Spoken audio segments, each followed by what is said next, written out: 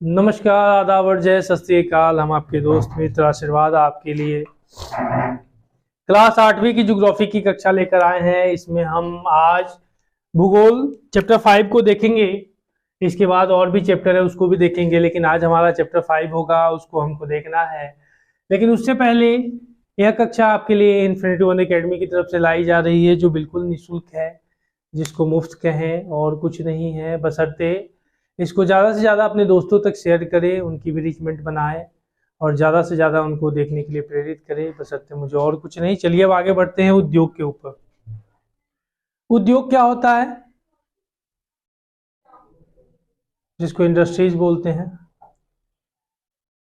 यह portion secondary का है।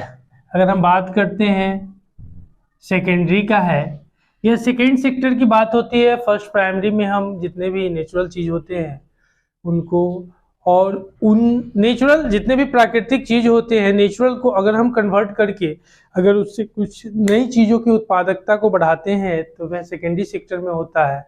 तो आज हम इन्हीं सेकेंडरी सेक्टर के बारे में पढ़ेंगे। इससे पहले वाला चैप्टर हमारा कृषि है, जो कि कृषि को हम अगली कक्षा में करेंगे। लेकिन उससे पहले ये जो उद्योग है, इंडस्ट्री जिसको कहते हैं, उसको देखते हैं, जिसमें कहता है कि उद्योग का संबंध आर्थिक गतिविधि से है। मतलब जितने भी एक्टिविटी इकोनॉमिकल होते हैं उससे इसका रिलेशन है। फिर कहता है जो कि वस्तुओं के उत्पादन, खनिजों के निष्कर्षण अथवा सेवाओं की व्यवस्था से संबंधित है। ठीक है, जिसमें कहा है industry refer to an economics activity that is concerned with the productions of goods, extractions of minerals, of the provisions of sources। अगर हम बात करते हैं, ध्यान दीजिएगा जरा, उद्योगों का वर्गीकरण से पहले हमने देखा industry refer to an economics activities that is concerned with the productions of goods, extractions of minerals और द प्रोविजंस ऑफ सर्विसेज। ठीक है, कहा उद्योग का वर्गीकरण, क्लासिफिकेशन ऑफ उद्योग। अगर हम क्लासिफिकेशन इसकी करेंगे, अगर हम करेंगे इंडस्ट्री की, तो ध्यान दीजिएगा इसमें कहता है उद्योग का वर्गीकरण कच्चा माल, आकार और स्वामित्व के आधार पर किया जाता है। कहता है industries can be classified on the basis of raw material size and ownership के आधार पर इसका हम वर्गीकरण करते हैं। मतलब कच्चा माल कहने का इन द सेंस ऑफ जो रॉ मटेरियल होती है, किस तरह की, जैसे कहने का मतलब कच्चा माल हमको कहाँ उपलब्ध होता है। जैसे मान के चलिए हमको कोई नए प्रोडक्शन किसी चीज का करना है, तो नए प्रोडक्शन जहां करना है वहां उससे संबंधित जो रॉ मटेरियल हमको मिलना चाहिए। जैसे गुजरात में इंडियन ऑयल की सबसे बड़ी रिफाइनरी है, रिलायंस की भी रिफाइनरी है। तो यह हम खाड़ी देशों से, यानी जो भी जितने भी खाड़ी देश है वहां से कच्चा तेल मंगवाते हैं, वहां रिफाइन करते हैं, फिर भारत के विभिन्न भागों में हम पहुंचाने का काम करते हैं। तो इस तरह से तो पता चला, लेकिन यह गुजरात में ही क्यों है, महाराष्ट्र में ही क्यों है? ऐसा भी तो पहला असम डिगबोई में तेल जो मिला था वहां पे भी है, तो ऐसा वहां पे क्यों है? कारण है कि वहां पे जो पानी वगैरह जो होती है, वाटर रिसोर्सेज जो होती है, उनकी अवेलेबिलिटी है, जिसके कारण से वह वहां पे आपको अवेलेबल हो जाती है। ठीक है, ध्यान दीजिएगा। उसके बाद फिर क्या कहता है, इसमें कहा कि कृषि आधारित उद्योग क्या होते हैं, फॉरेस्ट बेस्ड इंडस्ट्रीज क्या होती है। ध्यान देना, फॉरेस्ट एंड इंडस्ट्रीज, हमने कहा कृषि आधारित उद्योग कच्चे माल के रूप में वनस्पति और जंतु आधारित उत्पादों का उपयोग करते हैं। वनस्पति जो वनों से उपलब्ध होते हैं, जंतु आधारित उत्पादों का उपयोग करते हैं। मतलब जैसे प्रोडक्शन जो आप देखते हैं, मिल्क प्रोडक्शन वगैरह भी होती है, वो भी एक प्राइमरी सेक्टर का है। उसको फिर कंपनी में ला करके रिफाइन करके या किस तरह से करके पैकिंग करके उसको जो मार्केट तक पहुंचाने का काम होता है, वह सब सेकेंडरी और टर्शियरी का पार्ट हो जाता है। आगे देखिएगा, खाद्य संसाधन, वनस्पति तेल, सूती वस्त्र, डेयरी उत्पादन और चर्म उद्योग कृषि आधारित उद्योग पर आधारित है। चर्म उद्योग मतलब चमड़ा उद्योग जो भी होते हैं, मांस वगैरह इन सब चीजों से अगर रिलेटेड होते हैं। फिर उसके बाद देखिएगा, फिर कहता है उसी तरह से utilise forest produce as an raw materials, the industries associated with forest are pulp, pharmaceuticals, furnitures and buildings etcetera. ठीक है, यह सारे चीज, जैसे हम मार्केट से फर्नीचर खरीद के लाते हैं, फर्नीचर बनाने के लिए पहले जितने भी वुड्स वगैरह होती है, वुड वगैरह, वो हम कहाँ से लेते हैं? वनों से लेते हैं, फॉरेस्ट से लेते हैं, ठीक है। उसी तरह से देखिएगा, अब है खनिज आधारित उद्योग, कहता है मिनरल्स बेस्ड इंडस्ट्री। प्राथमिक उद्योग है जो खनिज अयस्कों का उपयोग कच्चे माल के रूप में करते हैं। Mineral based industries are primary industries that use minerals ores और देयर रॉ मटेरियल्स, ठीक है। कहा उसके बाद ये मिनरल्स बेस्ड इंडस्ट्री हो गई, उसके बारे में कहता है। आगे देखना, फिर कहता है कि समुद्र आधारित उद्योग क्या होते हैं। इसमें कहा कि marine based industries used products from the sea and oceans are raw materials, जिसमें कहा सागरों और महासागरों से प्राप्त उत्पादों का उपयोग कच्चे माल के रूप में करते हैं। जितने भी सागर महासागर से प्राप्त जो भी हमें मटेरियल्स वगैरह मिलता है, उनको हम रॉ मटेरियल के रूप में करते हैं, ठीक है। आगे देखना, आकार साइज, जिसके बारे में देखे थे। कहता है उद्योग के आकार का तात्पर्य निवेश की गई पूंजी की राशि है। मतलब एक मान लीजिए कॉटन, आपको किसी चीज का कॉटन मिल खोलना है, तो आपके पास कितनी कैपिटल डन है, अगर जितनी डन होगी उसके आधार पर उस जो भी इंडस्ट्री होगी उसकी आकार को आप बड़ा कर सकते हैं। कम पैसे हैं तो छोटा, ज्यादा पैसा है तो बड़ा खोल के करो, जितना खोलना है करो, इंडस्ट्री का साइज करो, कोई दिक्कत नहीं है। आगे देखिएगा, उसी चीज को कहा उद्योग के आकार या तात्पर्य निवेश की गई पूंजी की राशि नियोजित लोगों की संख्या और उत्पादन की मात्रा से है। आकार हमने देखा, उद्योग के आकार का तात्पर्य निवेश की गई पूंजी की राशि नियोजित लोगों की संख्या और उत्पादन की मात्रा से है। Size, it refer to the amount of capital investment, number of people employed and the volume of production। मतलब जो उसकी आकार, मतलब उसमें काम करने वाले वर्कर कितने हैं, उसमें लगे हुए लोग कितने हैं। अभी जैसे मान के चलिए हम लोग जिस तरह से अभी काम कर रहे हैं, अभी एक छोटा सा परिवार है इन्फिनिटी वन का, कभी जाकर के बहुत बड़ा होगा जो हमको खुद नहीं पता होगा कहाँ तक जाएगा। तो एक परिवार है, यानी कहने का मतलब एक छोटा सा पार्ट अगर हम कहते हैं, इसका आकार कैसा है, छोटा है।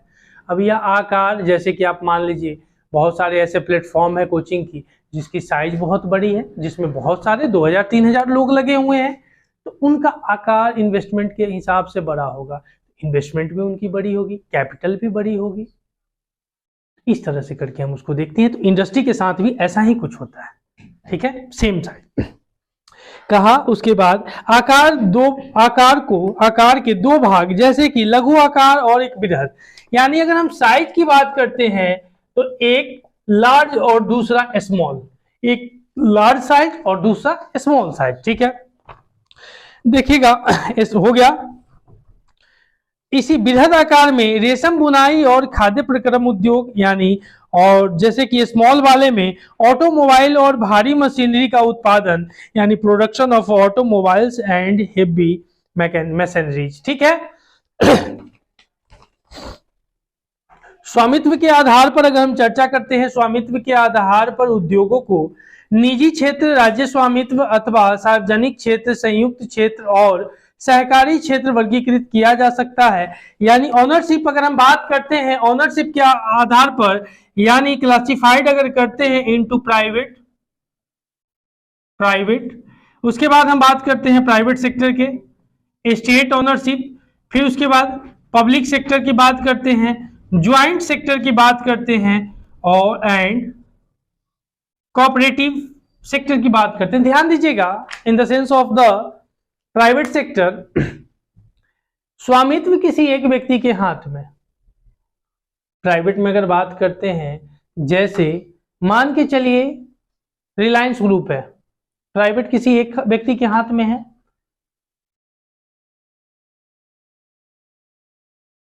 किसी एक व्यक्ति के हाथ में है।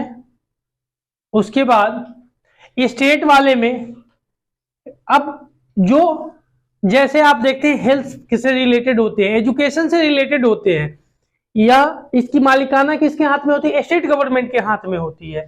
उसी तरह से अगर बात करते हैं पब्लिक की, बात करते हैं पब्लिक सेक्टर की बात होती है, जैसे हम बात कर सकते हैं BSNL की बात कर सकते हैं। पब्लिक सेक्टर आकार बड़ा था लेकिन कुछ चोट चोटा की वजह से वो कम होते चला गया है। मतलब इतने करप्शन उसमें हो गए हैं कि जिसके बारे में कहना मुश्किल है। तो यह सब करप्शन बढ़ा है इसलिए आकार उसका संकुचन होते जा रहा है।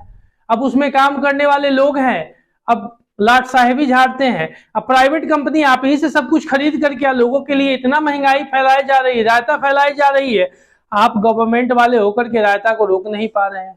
मतलब करप्शन तो है कहीं ना कहीं, कोई दिक्कत नहीं है, वो सब सरेआम चलता है। देखिएगा अब ज्वाइंट क्या होता है, जिसमें पब्लिक और प्राइवेट दोनों मिलकर के काम करते हैं उसको ज्वाइंट बोलते हैं। और कॉर्पोरेटिव सिस्टम, जैसे कि कॉर्पोरेट घराना वगैरह हम लोग बात करते हैं, टाटा वगैरह इन सब की बात करते हैं, तो ये सब कॉर्पोरेटिव है। उसमें कॉर्पोरेट वगैरह जगत के जितने भी लोग होते हैं, बड़े बड़े उद्योग वगैरह संबंध, उससे रिलेटेड हम बात करते हैं, ध्यान दीजिएगा। उसी तरह से इसमें कहा कि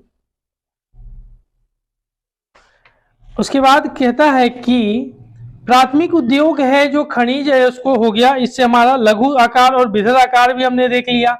स्वामित्व वाले में देखा किन किन, जैसे कि हमने देखा पब्लिक सेक्टर वगैरह, स्टेट सेक्टर वगैरह, और उसके बाद प्राइवेट सेक्टर वगैरह, और दोनों को मिलकर के कॉर्पोरेटिव जो हमने देखा उसके बारे में देख लिया।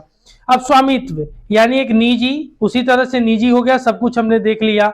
अब निजी वाले में कहता है एक व्यक्ति या व्यक्तियों के समूह द्वारा होता है, जो ऑनरशिप होती है सिंगल पर्सन या ग्रुप्स ऑफ पर्सन के द्वारा किया जाता है।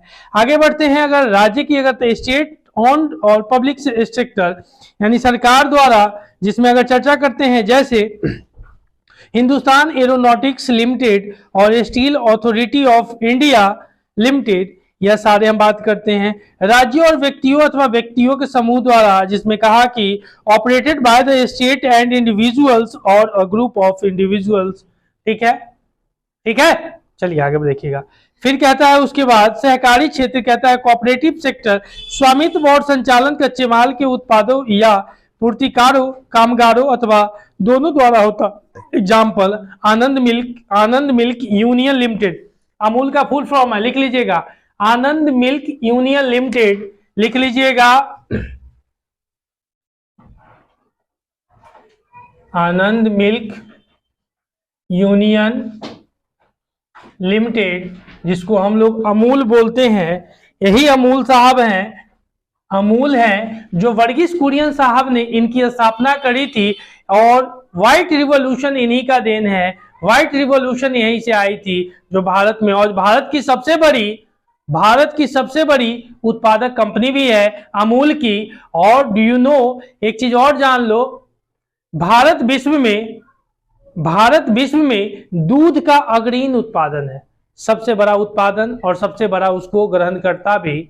ठीक है, कंजम्पशन और प्रोडक्शन दोनों में भारत अग्रणी है मिल्क में। हमारे बाद अमेरिका का स्थान आता है, याद रखना। ये चीज में तो हम वो बल्ले बल्ले होते हैं, बाकी में तो दूसरा नंबर, तीसरा नंबर ऐसे करते रहते हैं। ठीक है, आगे देखिएगा, समझ में आ रहा है।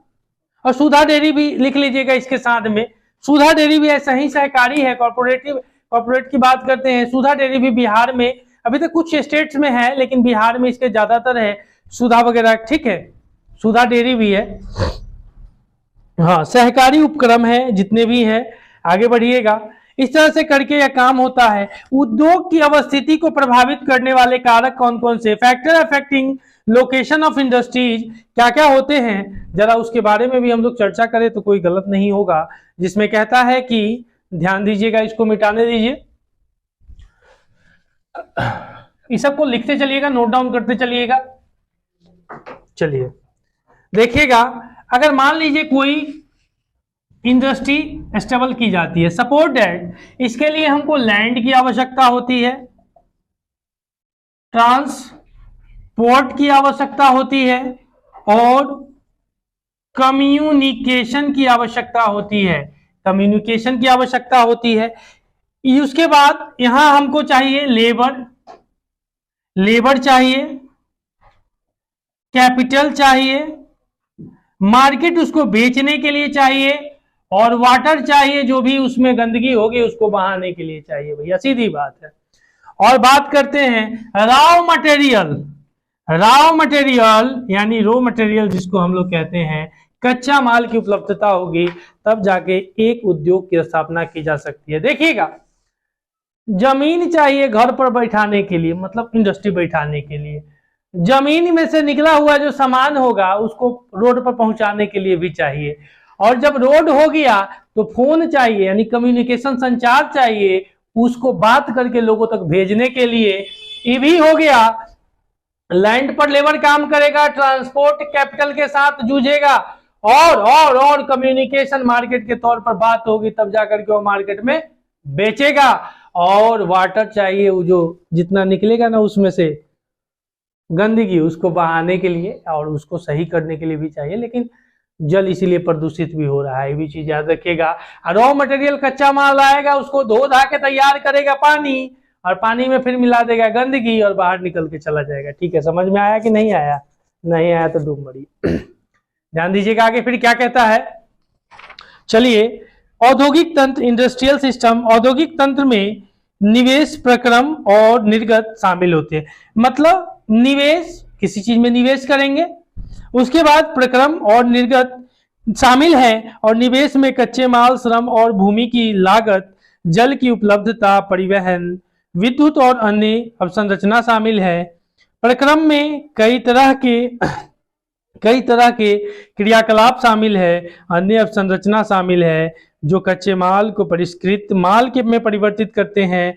निर्गत अंतिम उत्पादन और इससे अर्जित आय है। सूती वस्त्र उद्योग के संदर्भ में कपास, मानव श्रम, कारखाना और परिवहन लागत।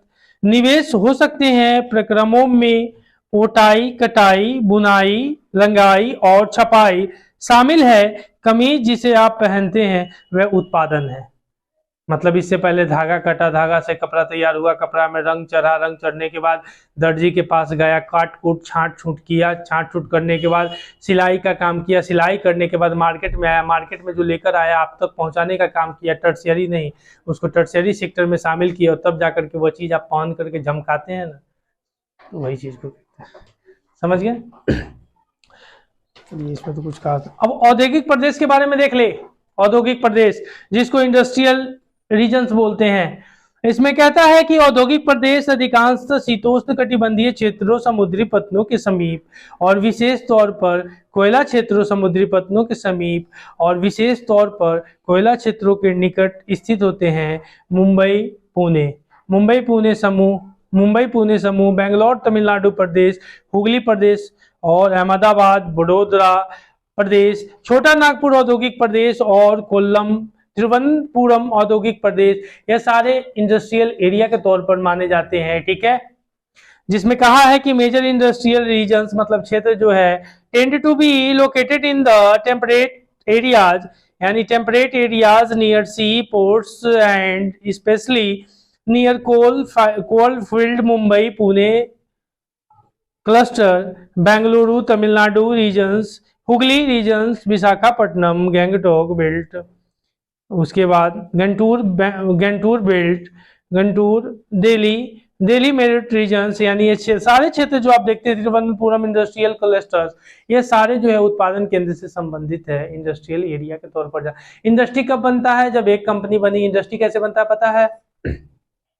देख लीजिए, कहा पहले एक कोई कंपनी स्थापित करी वहां पे, उस जैसे मान लो कि प्लास्टिक फैक्ट्री स्थापित करी गई, अब इसको इंडस्ट्रियल एरिया नहीं बोल रहे, अभी प्लास्टिक फैक्ट्री स्थापित करी, फिर देखा कि नहीं ये तो बहुत अच्छा चल रहा है, उसके बाद जैसे मिल्टन का प्लास्टिक फैक्ट्री किसी चीज का स्थापित कर दिया, मिल्टन के भाई कोई और आ गया, डंडलप लेके गद्दा वाला आ गया, उस तरह से कोई और आगे बढ़ा तो कुछ और आ गया, कोई और आ गया, सुपर बेल, कुछ पिलो बिलो सब कुछ आ गया, एक तरह से सारे कारखाने वहां पे स्थापित हो गए।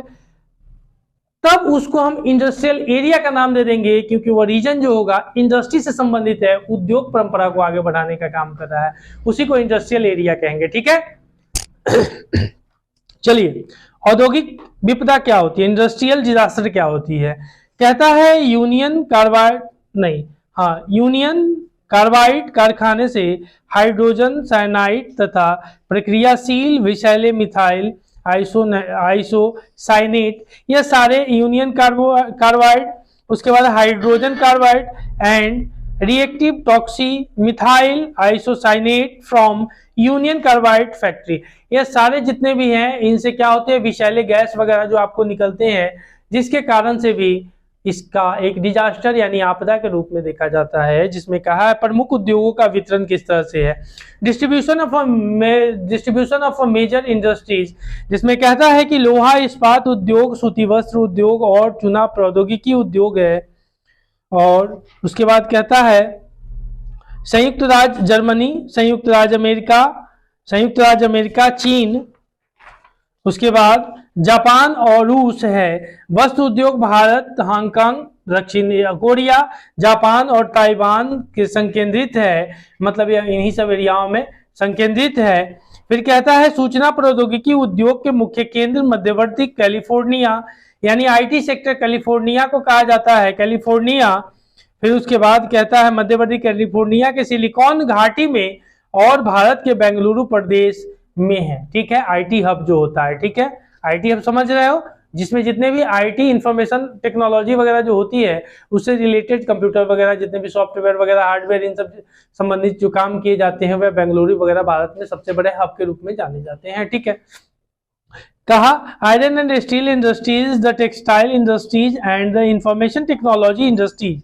जर्मनी, यूएसए, चीना, उसी को चाइना बोलते हैं, China, Japan and Russia, Hong Kong, South Korea, Japan and Taiwan. The major hubs of information technology industries are the Silicon Valley of central California and the Bengaluru region of India. ये सारे sector जो है IT hub के लिए जाने जाते हैं। ठीक है, आगे है लोहा इस्पात उद्योग क्या होता है, आयरन और स्टील इंडस्ट्री क्या होते हैं। लोहा को आयरन बोलते हैं और इस्पात को स्टील बोलते हैं। ठीक है, इस्पात।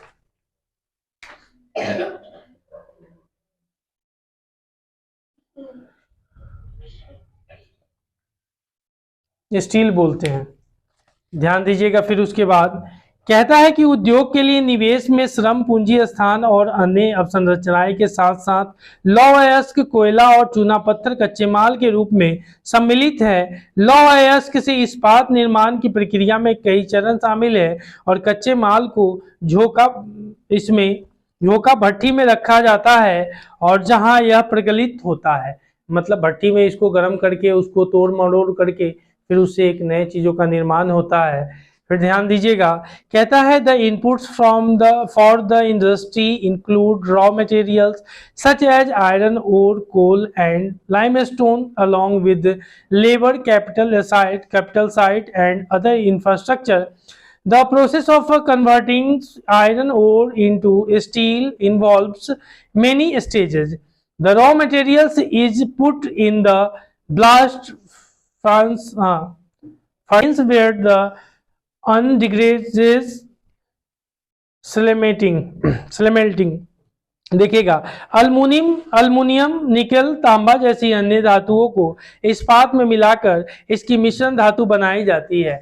मतलब जो इस्पात में स्टील में मिलाने के लिए एल्युमिनियम वगैरह, तब उससे कुछ धातु बनाई जाती है। ठीक है, आगे देखिएगा, इस्पात कड़ा होता है और इसे आसानी से काटा और आकार दिया जा सकता है अथवा इस तरह बना जा सकते हैं। और एल्युमिनियम, निकल, तांबा जैसी अन्य धातुओं को इस्पात में मिलाकर इसकी मिश्रित धातु बनाई जा सकती है। मिश्रित धातु इस्पात को असामान्य कठोरता, दृढ़ता और जंग प्रतिरोध क्षमता प्रदान करती है। इसीलिए आप देखते हैं कि स्टील में जंग नहीं लगती है।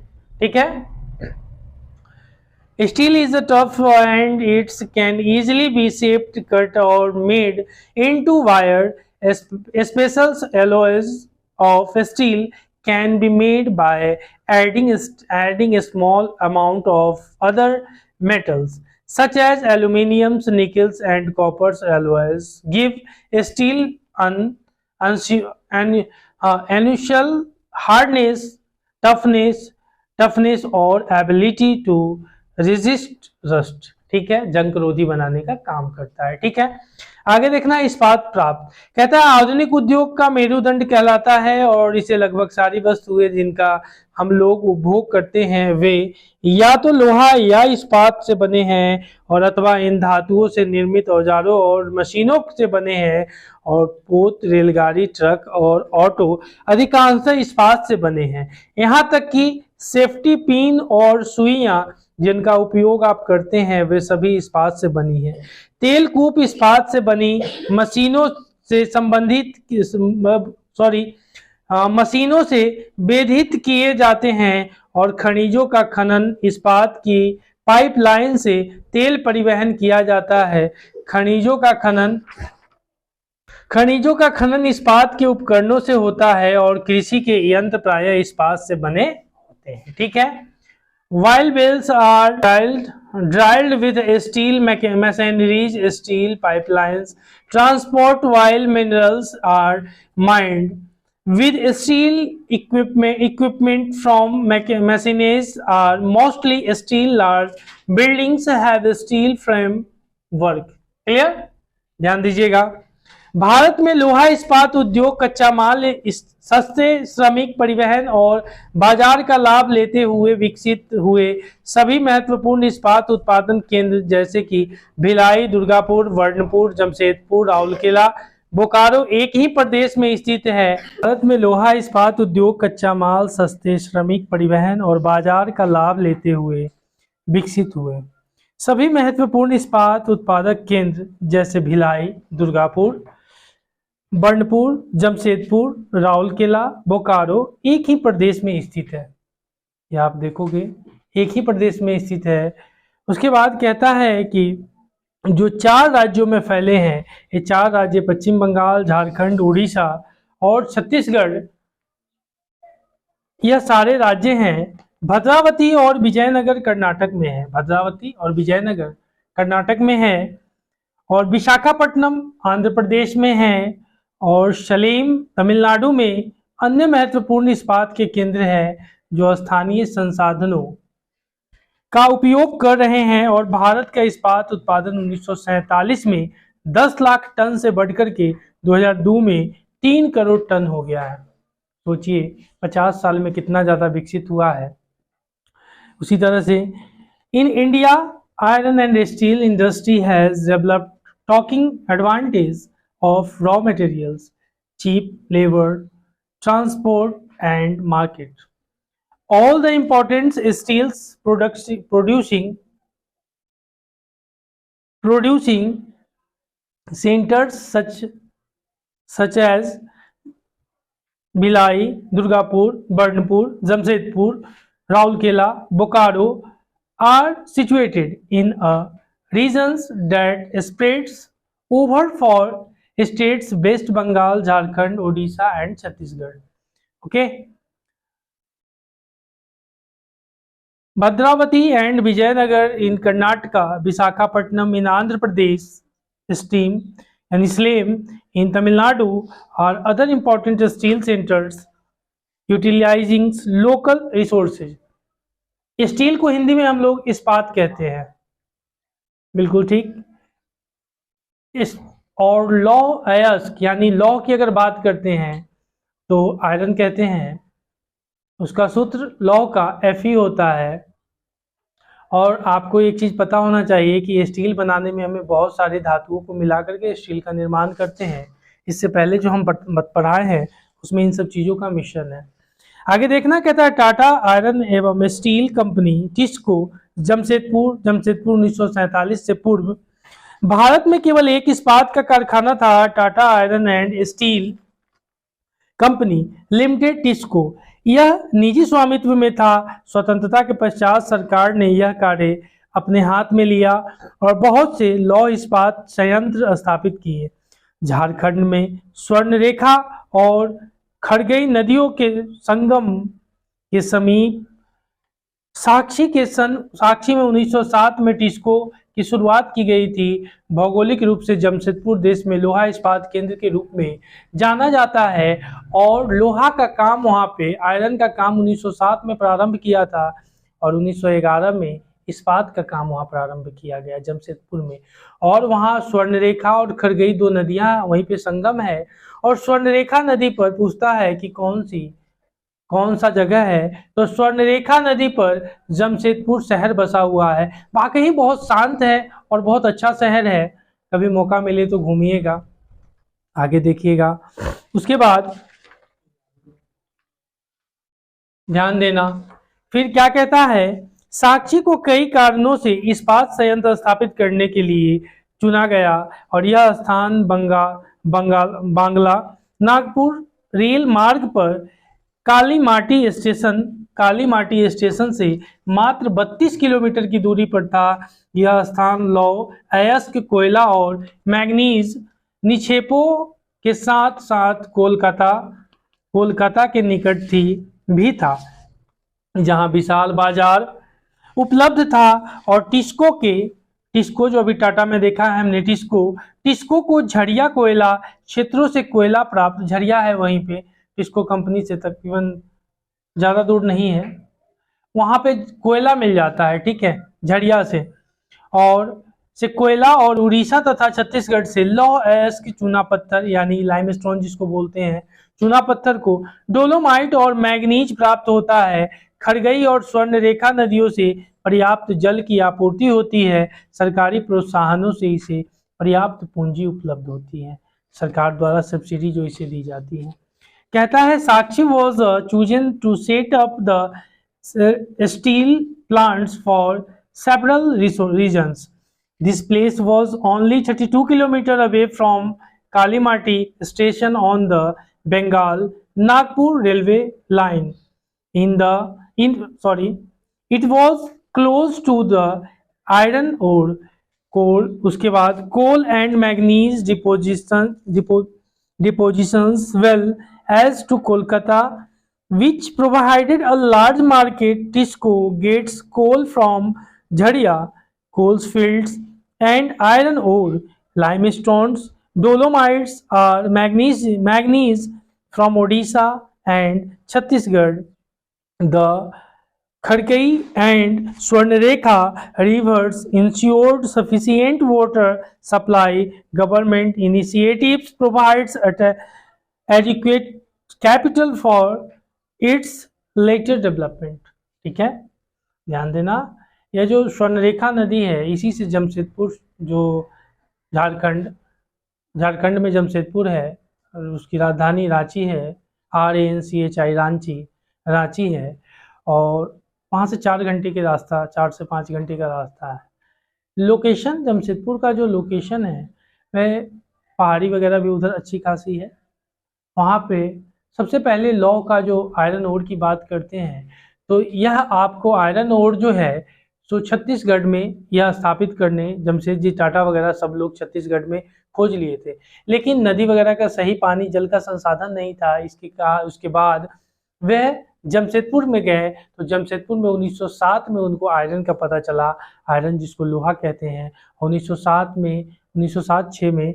उसके बाद वहाँ पे जाकर के आयरन की खोज जब प्रारंभ हुई, उसके बाद आप देखते हैं कि जब आयरन की खोज प्रारंभ हुई तो आपने देखा कि नदी वगैरह स्वर्णरेखा, खरगई नदियों के कारण वहाँ वाटर की जो रिसोर्सेज थी वह फुलफिल हो जाती थी, जिसके कारण 1907 में वहाँ लोहा से संबंधित, आयरन से संबंधित वस्तुओं का निर्माण होना प्रारंभ हुआ। और उसके कुछ दिनों बाद, देन आफ्टर 4th year अगो, वहाँ पे आपने देखा इस्पात का भी वहीं से शुरुआत होता है। अभी तो बहुत सारी कंपनियां खुल गई है। BSL बोकारो स्टील सिटी के नाम से इस्पात के जानी जाती है, झारखंड में ही है। और यहीं पे एक और बनी थी ESL इलेक्ट्रो स्टील सिटी, ऐसे ही कुछ बनी थी। उस समय मैं वहाँ गया था लगभग 2010 में, तो काम बंद करवा दी गई थी क्योंकि आदिवासी का कुछ जैसे लोचा हुआ था, एक बच्चे मर गए थे ट्रैक्टर से, क्योंकि वह संकीर्ण रास्ता था, सिंगल रास्ता था, उसी कारण से। पता नहीं अभी उधर का स्थिति वैसे चालू हो गई है। बहुत बड़ा प्लांट था, मैं प्लांट में गया था उस समय। आगे देखना फिर क्या कहता है। जमशेदपुर में टिस्को की स्थापना के बाद कई अन्य औद्योगिक संयंत्र स्थापित किए गए। इनमें रसायन इंजनों के पुर्जे, कृषि उपकरण, मशीनें, टीन की चादरें, केबल और तार का उत्पादन किया जाता था। ठीक है, उसके बाद देखिएगा, अब है पिटवर्क्स। यह क्या कहता है? संयुक्त राज्य अमेरिका का एक महत्वपूर्ण इस्पात नगर है। पिटवर्क्स कि इस्पात उद्योग को स्थानीय सुविधाएं उपलब्ध है, कच्चा माल जैसे कि कोयला पिटवर्क्स में ही उपलब्ध है, जबकि लॉयर्स मिनेसोटा की खानों से प्राप्त होता है, जो पिटवर्क्स से लगभग 1500 किलोमीटर दूर है। इन खानों और पिटवर्क्स के बीच नौ परिवहन का सर्वोत्तम मार्ग ग्रेट लेक्स जलमार्ग आता है, और यह अयस्क के नौ परिवहन हेतु सस्ता मार्ग है। ठीक है, दोहा के लिए यह सस्ता मार्ग है। और ग्रेट लेक्स से पीटवर्क्स क्षेत्र का लौ अयस्क रेलगाड़ियों से लाया जाता है। ओहियो मोनोगलेहा और एल्धनी नदियों से पर्याप्त जल प्राप्त होता है। यह ओहियो, मोनोग्लेहा और एल्धनी, यह तीनों नदियों का नाम है, यहाँ से इसको जल की प्राप्ति होती है। यह हम लोग संयुक्त राज्य अमेरिका के लोकेशन के बारे में भी बात करें हैं, जहाँ पे खुद की ज्यादातर संसाधनें अपनी उसकी है। ठीक है, Pittsburgh, it is an important steel city of the United States of America. The steel industry at Pittsburgh enjoy locations advantage. Some of the raw materials such as coal in available locally, while the iron ore comes from the iron mines as mineral Minnesota's about 1500 kilometers from Pittsburgh. Between these mines and Pittsburgh is one of the world's best routes for shipping or cheaply. The famous Great Lakes waterways trains carry the ore from the Great Lakes Pittsburgh area. The Ohio, the Minnesota,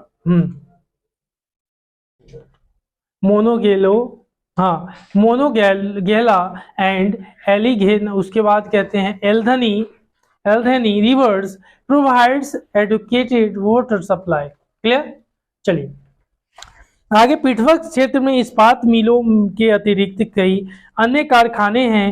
rail पटरी उपकरण और भारी मशीनों के उत्पादन के इस्पात का प्रयोग कच्चे माल के रूप में करते हैं, रॉ मटेरियल के रूप में करते हैं। उसी चीज को कहा, द पिटवर्क्स areas had many factories others than steel mills.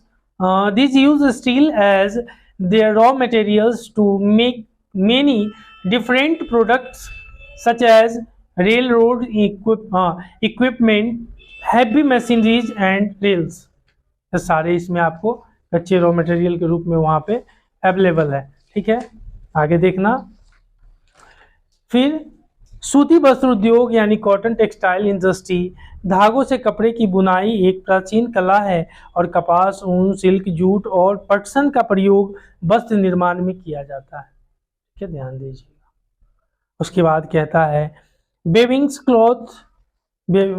Cloth from yarn in the is an ancient arts. Cotton, wool, silk, jute, flax have been used for making cloth.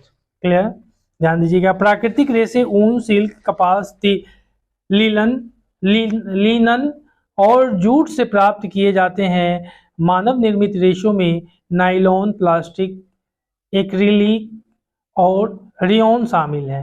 Fibres can be naturals और manmades. Naturals fibres may obtained from wool, silk, cotton, line and jute. Manmade fibres include nylon, polyesters, acrylic and rayon। यह सारे manmade है जो मनुष्य द्वारा, मतलब आपके द्वारा बनाया गया है। इंडिगो वगैरह अगर बात कीजिएगा तो वह नेचुरल है, प्राकृतिक द्वारा बनाया गया है। पहले कहा जाता था उजाला ही लेना, उजाला आता था पहले 15 रुपए का, 7 रुपए का, ऐसे करके उजाला आता था, बनियान में डालने के लिए लोग यूज करते थे। चलिए आगे बढ़ते हैं, फिर देखते हैं क्या कहता है। उसके बाद कहता है 18वीं सदी में पावरलूम ने पहले ब्रिटेन में और फिर विश्व में अन्य के दूसरे भागों में सूती वस्त्र उद्योग के विकास को आगे बढ़ाया और आज भारत, चीन, जापान और संयुक्त राज्य अमेरिका सूती वस्त्र के महत्वपूर्ण उत्पादक है। ठीक है, उसी चीज को कहा इन 18th century power looms facilitated the development of a cotton textile industry first in Britain and later in other parts of the world. Today, India, China, Japan and the USA are important productions of cotton textiles. ठीक है, आगे देखना, British शासन से पूर्व हाथ से कटे हुए धागे से बुने हुए वस्त्रों का विस्तृत यानी हथकरघा उद्योग का ज्यादा प्रचलन था, लेकिन जैसे जैसे ब्रिटिश राज्य आया इन सब चीजों को, क्योंकि उससे पहले जो था रिनाइशा एक शब्द है जो पुनर्जागरण होता है, उससे पहले उन सब जगहों पे सबसे पहले कहा जाता है इंग्लैंड में ही रिनाइशा प्रारंभ हुआ, जिसको औद्योगिक क्रांति का भी नाम दिया गया। यह 13th century to 17th century between हुआ, बट लेकिन यह पुनर्जागरण का काल मेनली जो 100 वर्षों तक चला, 1500 से लेकर के 1600 तक यह काल चला, जिसमें इंजन वगैरह, टेलीफोन वगैरह, बल्ब वगैरह, इन सब चीज़ों का डेवलपमेंट वहाँ पे आपको देखने को मिलता है और यूरोप इसका द्योतक रहा है। आगे देखिएगा, उसी तरह है पहली सफल यांत्रिकी वस्त्र मिल मुंबई में 1854 ईस्वी में स्थापित की गई और कोशन आर्द्र जलवायु मशीन आयात के लिए पतन पॉट जिसको कहते हैं, ऊंचे माल की उपलब्धता और दक्ष श्रमिक इस प्रदेश में इस उद्योग के द्रुत फैलाव में सहायक रहा है। कहता है the first successfully mechanised textile mill was established in Mumbai in 1854। Then उसके बाद the warm moist climate port for importing machineries availabilities of raw materials and skilled laborers resulted in rapid expansions of the industry in the regions। ठीक है, कहा कोयम्बटूर, कानपुर, चेन्नई, अहमदाबाद, मुंबई, कोलकाता, लुधियाना, पुडुचेरी और पानीपत कुछ अन्य महत्वपूर्ण केंद्र हैं। ठीक है, इन्हीं के कॉटन के। क्लियर, आगे देखना, प्रथम वस्त्र उद्योग कोलकाता में स्थापित पोर्ट गैलेस्टर में स्थापित कुछ समय के बाद बंद हो गया था। प्रथम जो यह आपका है उसके बाद मुंबई में खोला गया था 1854 में, लेकिन उससे पहले कोलकाता में स्थापित करा गया था। आगे देखिए, कहता है कि अहमदाबाद के बारे में, अहमदाबाद को मैनचेस्टर भी कहा जाता है, अहमदाबाद जो गुजरात में है उसको। अहमदाबाद गुजरात में साबरमती नदी के तट पर स्थित है और 1859 में यहाँ पहली सूती मिल स्थापित हुई थी और यह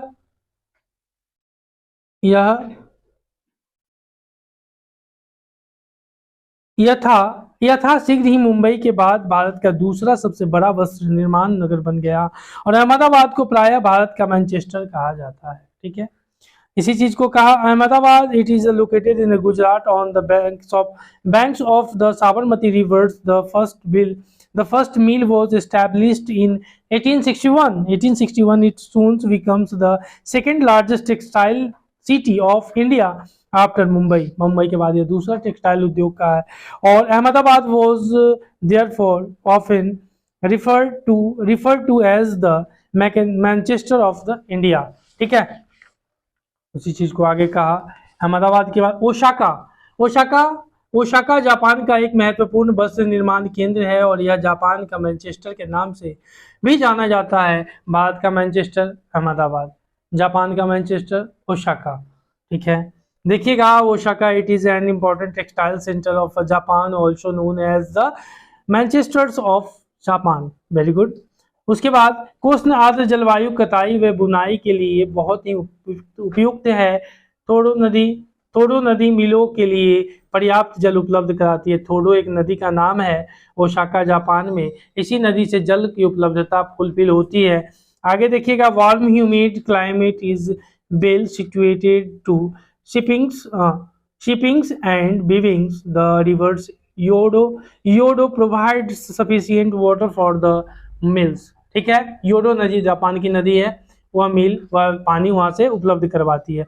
ओसाका का वस्त्र उद्योग पूर्णतः अस्थायी कच्चे मालों के ऊपर निर्भर है और कपास मिस्र, भारत, चीन और यूएसए से आयात की जाती है और परिष्कृत उत्पाद अधिकांशतः निर्यात किया जाता है। The textile industry at Osaka dependents completely upon imported raw materials, मतलब यह जितने भी इम्पोर्टेंट किए जाते हैं raw materials cotton in the important from the Egypt, यानी कॉटन इजिप्ट से मंगवाया जाता है। कॉटन इजिप्ट से, चाइना से और यूएसए और इंडिया, ये सारी जगह से कॉटन जापान में ओसाका में मंगवाया जाता है। ठीक है। यद्यपि देश का यह एक महत्वपूर्ण उद्योग है, लेकिन हाल ही में ओसाका के सूती वस्त्र उद्योग का स्थान अन्य उद्योग जैसे कि लौह इस्पात, मशीनरी, जहाजरानी, ऑटोमोबाइल्स, विद्युत उपकरण और सीमेंट लेते जा रहे हैं। यह सारे स्थान कॉटन उद्योग के स्थान पर यह सारे उसके लेते जा रहे हैं। ध्यान दीजिएगा, thought it is one of the important textile cities is the country of late. The cotton textile industry of Osaka has been replaced by other industries such as irons and steels, machineries, shipbuildings, automobiles, electrical equipment and cement. That's all. आपका यह chapter समाप्त होता है। उससे पहले यह कक्षा आप YouTube पर देख सकते हैं।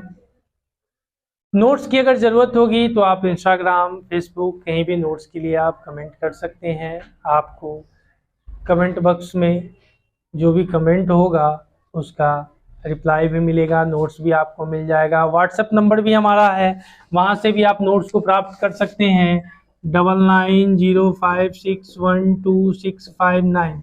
इस नंबर पर आप नोट्स के लिए कांटेक्ट कर सकते हैं। हैंड रिटन नोट्स आपको मिल जाएगा। तब तक के लिए हम आपसे विदा चाहते हैं। फिर अगली कक्षा में हम आपसे निरंतरता को बनाए रखेंगे। उससे पहले कुछ मोटी मोटी मगर छोटी बातें। यह कक्षा आपको इन्फिनिटी वन एकेडमी की तरफ से निःशुल्क दिलाई जा रही है और यह कक्षा और भी आपकी जो भी साइंस की क्लासेज है वो भी मिल जाएगी। उससे पहले हमने 10th की ज्योग्राफी खत्म कर चुका हूँ। 10th की जितनी भी ज्योग्राफी की कक्षाएं थी वो कंप्लीट हो गई है। 6 की भी अप्रोक्सीमेटली लगभग 2 चैप्टर बची हुई है, वो भी कंप्लीट हो गई है। 7th की भी कुछ ज्योग्राफी की चैप्टर डल चुकी है। तो आप लोग निरंतरता बनाए रखिए। हमसे जहां तक होगा आपका परिवार आपके लिए, इन्फिनिटी वन परिवार आपके लिए निरंतर बना रहेगा। तब तक के लिए जय भारत, जय हिंद।